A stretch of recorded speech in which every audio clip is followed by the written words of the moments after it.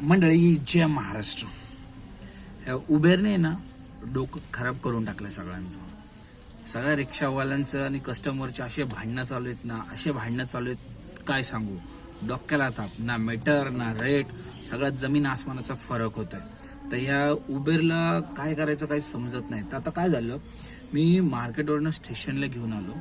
मला ॲक्च्युली 113 उबेरने भाडं पडलं आणि मी मीटर टाकलं तर मीटरने झालं 119.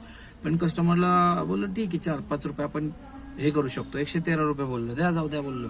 तर बघतोय तर काय कस्टमर बोलतो मला 83 रुपये दाखवलं. कस्टमरला 83 रुपये दाखवलं.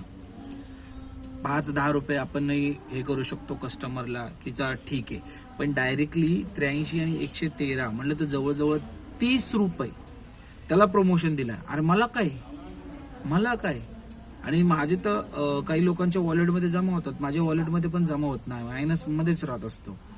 ते उबेरचं बघा तुम्ही यार, लय डोक्याला ताप झाला. एक दिवशी मी उबेर तू सुधार लवकरात लवकर, आम्हाला काय प्रमोशन वगैरे काही देऊ नको बाबा, 17 रुपये पर किलोमीटर दे बस, तेवढंच तुमचा आभारी आहे. बाकीचं काय डोक्याला ताप झालाय, समजलं, लय येड पडलं.